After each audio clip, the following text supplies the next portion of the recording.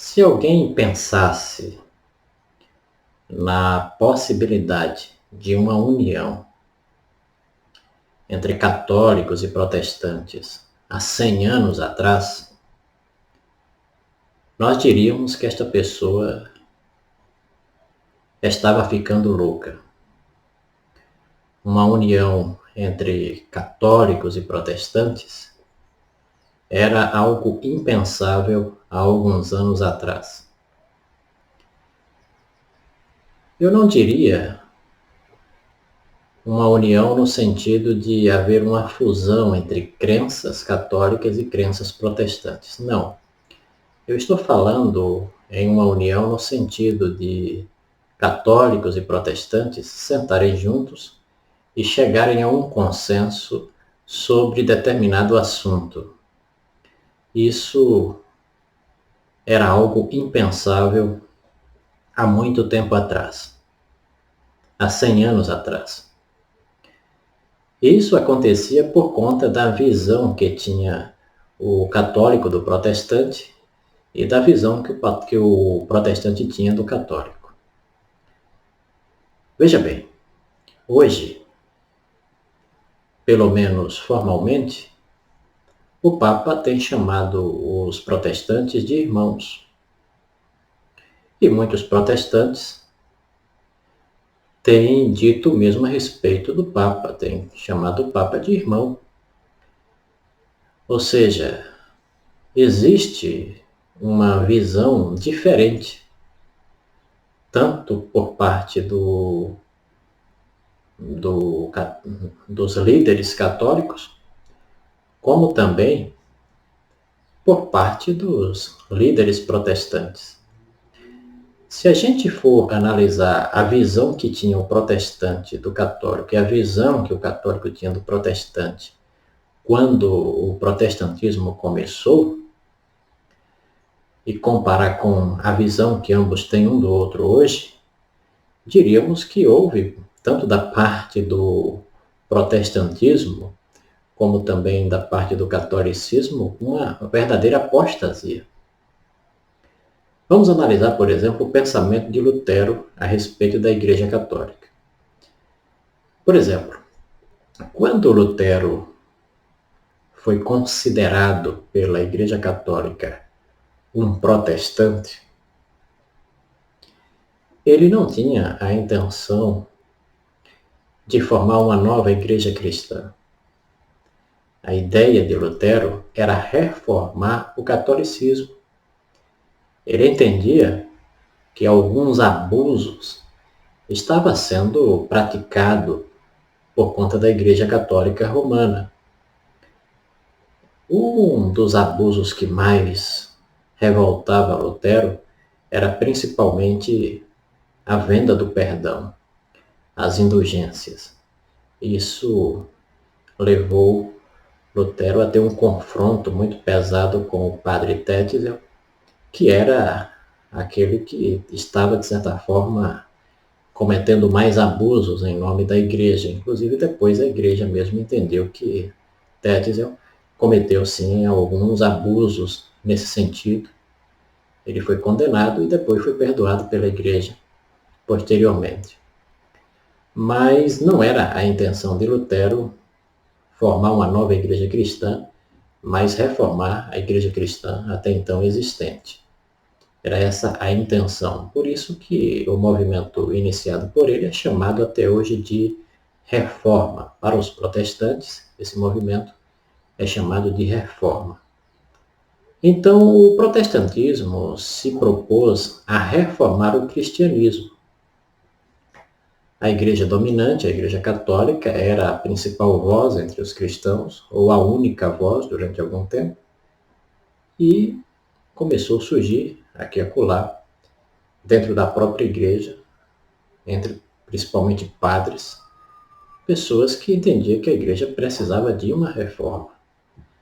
O que mais se destacou nesse sentido foi Lutero, por isso que ele é considerado, o pai do protestantismo, o pai da reforma, mas a gente sabe que a reforma não começou com Lutero, começou algum tempo antes.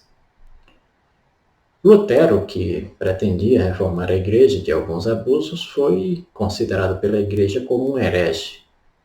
Ele foi expulso da igreja. E todos aqueles que se identificassem com os ensinos de Lutero também seriam tratados pela igreja como um herege. Então, qual era a visão que a igreja tinha do protestantismo? A visão que a igreja católica tinha do protestantismo era que o protestantismo era uma ameaça ao cristianismo e que deveria ser tratado como uma heresia. A igreja até entendia que esses heréticos deveriam ser punidos, deveriam ser torturados. Inclusive, em nome da fé, em nome de Deus, muitos desses hereges, desses protestantes, foram perseguidos e mortos por estarem propagando uma heresia, e isso era uma ameaça à Igreja de Cristo na visão católica. Mas qual era a visão que tinha Lutero da igreja? Essa visão, como eu falei a princípio, era que a igreja precisava de uma reforma, mas depois a igreja foi intensificando a perseguição contra Lutero, veio a excomunhão e outras coisas mais, e a visão de Lutero sobre a igreja, em determinado momento, foi bem diferente da visão que tem hoje a maioria dos protestantes. Não todos. Lutero enxergava o papado, o sistema papal da igreja, como sendo o anticristo. Ele entendia que o chifre pequeno da profecia de Daniel 7 e a besta de Apocalipse 13, ele entendia que o papado era o chifre pequeno de Daniel 7 e a besta que surgiu do mar de Apocalipse 13. Ele chegou até a afirmar que o trono onde o Papa estava sentado era o trono do próprio Satanás. Eu pergunto, poderia existir uma união entre católicos e protestantes com esse tipo de visão que ambos tinham um do outro? Você se sentaria na mesa para dialogar com uma igreja que você entendia que o seu líder maior era um representante do próprio Satanás, era o anticristo? É certo que com essa visão, com esse entendimento, seria possível existir um diálogo, seria possível existir uma união nesse sentido. Por outro lado, a igreja via a heresia propagada por Lutero como digna de pena de morte. Você se sentaria com um criminoso que, no seu entendimento, merece morrer? Merece receber como pena capital a morte? Certamente que não. Há mais de 100 anos atrás, Ellen White previu que haveria uma união entre católicos e protestantes. Ela afirmou, com base no que ela via naquele tempo, que a animosidade existente entre católicos e protestantes no princípio da Reforma já não existia mais. O católico, aliás, o protestante, não via o católico como uma coisa que representava um sistema estabelecido pelo próprio Satanás. Não via perigo no catolicismo.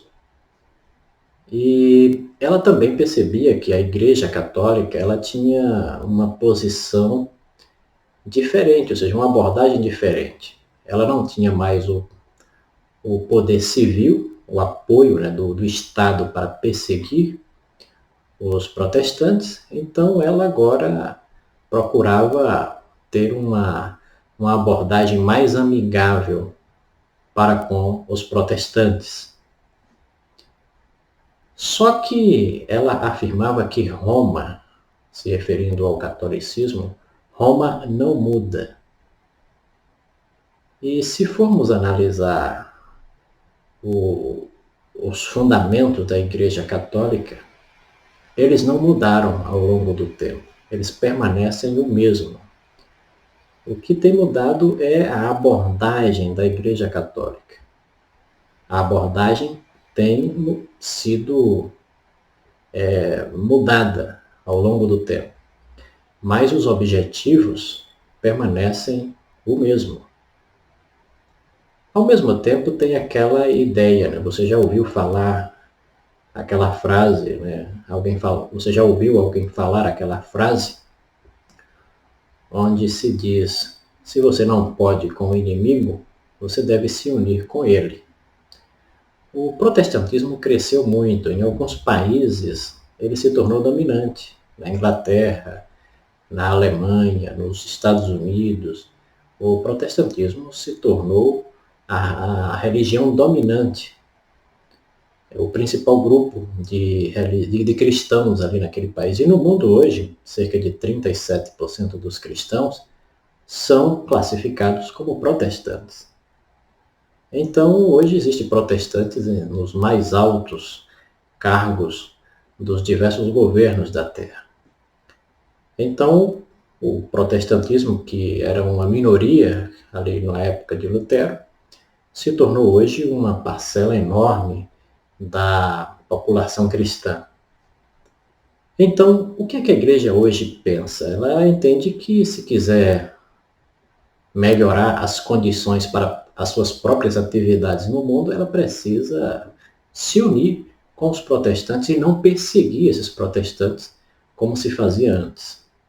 Como se dará essa união? A Igreja Católica entende que o católico nunca vai deixar de ser católico e o protestante também nunca vai deixar de ser protestante. Ela entende que essa união deve existir em pontos de doutrina em que a visão do católico e a visão do protestantismo são as mesmas. Em que ponto isso acontece? Por exemplo, na questão da família, tanto para o católico como para o protestante, a família ela é composta de homem e mulher. Em que outro aspecto o católico e o protestante compartilham a mesma visão? Na questão, por exemplo, do domingo como dia de repouso, como dia de adoração, essa visão é a mesma, tanto do católico como do protestante, salvo algumas exceções, como, por exemplo, os adventistas do sétimo dia, os adventistas da promessa, os adventistas da reforma, os batistas do sétimo dia e outros grupos menos expressivos que entendem que devem guardar o sábado e não o domingo. Mas 99% dos cristãos têm a mesma visão de que é o domingo que se deve observar no lugar do sábado. Existem outros pontos que a gente poderia mencionar aqui em que existe convergência entre católicos e protestantes. Então eles entendem que devem sentar juntos e defender pautas em que a visão é a mesma, tanto de católico como de protestantes. Eles devem deixar de lado as diferenças, devem deixar de lado aquilo que separa católicos e protestantes e devem se unir em pontos em que há convergência, em que há unidade de pensamento entre eles. Por isso que a gente vê isso acontecer. Agora, na visão protestante, houve uma mudança profunda em relação à Igreja Católica, e essa é uma visão factual, ou seja, essa é uma visão que o protestante expressa sem nenhum receio. É no fato de não considerar, como Lutero considerava, o sistema papal da Igreja Católica, o anticristo. Essa não é mais uma visão compartilhada pelos protestantes. Nesse aspecto, o protestantismo se separou de Lutero da visão que ele tinha naquela época. Essa visão de que o papado é o anticristo, ela foi substituída pela ideia de que o anticristo é um Messias judaico que está para aparecer, que a qualquer momento poderá aparecer no mundo. Apenas os adventistas do sétimo dia e outros grupos minoritários ainda mantêm a ideia de que o papado representa o anticristo, que na profecia é representado pelo chifre pequeno de Daniel 7 e pela besta de Apocalipse 13. Por que é importante a gente analisar essa mudança na visão dos protestantes em relação ao catolicismo? Ellen White, ela identifica a segunda besta de Apocalipse como sendo o protestantismo apostatado. Ou seja, o protestantismo iria se apostatar, e a gente nota essa apostasia principalmente na visão que o protestantismo tem hoje do catolicismo, que não é mais a mesma que o protestantismo tinha nos dias de Lutero. Então, por essa razão que ela diz que o protestantismo se apostatou. Além do mais, o objetivo do protestantismo, da reforma, era a restauração da verdade. E ela entendia que essa restauração da verdade, que era um objetivo, um alvo do protestantismo, deixou de ser ao longo do tempo.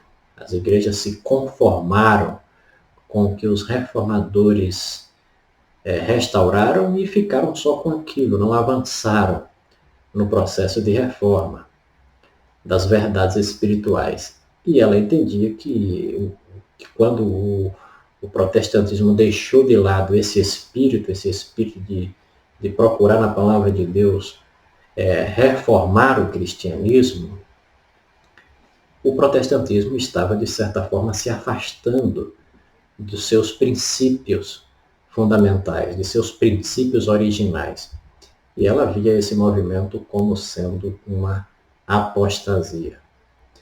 Enfim, o que está acontecendo, o que está se configurando hoje, é que a gente vai notar que o protestantismo, em sua essência, vai se resumir a um pequeno grupo de cristãos, enquanto que a oposição a esse protestantismo vai constituir de um grupo gigantesco. Esse grupo vai ser constituído de católicos e protestantes que abandonaram seus princípios originais, a sua visão original. O que tem facilitado isso, principalmente, é a visão protestante de que hoje o anticristo não é mais o papado, e o anticristo é um governante, um líder político que vai surgir no mundo, que vai fazer uma aliança com os judeus e vai quebrar, depois de 3 anos e meio, esta aliança. Esse anticristo é que vai estabelecer uma nova ordem mundial. Ou seja, o papado não é mais uma ameaça para o protestante, como no passado se cria ser. E isso vai fazer com que aquele grupinho que é mencionado lá em Apocalipse como não concordando com isso, como ameaçando com a ira divina os que adoram a besta e a sua imagem, como chamando as pessoas do mundo inteiro para guardar os mandamentos de Deus e ter fé em Jesus, esse movimento fique à parte e seja, de certa forma, considerado, como já tem sido considerado, como um grupo de cristãos fundamentalistas e dignos de serem perseguidos, de serem maltratados e, como diz lá Apocalipse, né, serem considerados dignos de serem merecedores de morte. Ou seja, vamos aguardar os últimos acontecimentos, porque as profecias bíblicas, as profecias até mesmo eu diria de Ellen White, estão se cumprindo em nosso tempo. Este é um tempo especial, onde nós deveremos erguer as nossas cabeças, onde deveremos fundamentar a nossa fé na palavra de Deus, na palavra inspirada, e se prepararmos, porque tudo indica que estamos vivendo os últimos dias da história desse mundo, e as profecias que prevê um conflito, uma batalha decisiva entre a verdade e a mentira, entre a religião verdadeira e a religião falsa, essas profecias estão próximas de se cumprir. Que Deus possa nos abençoar e nos preparar para estes grandes eventos.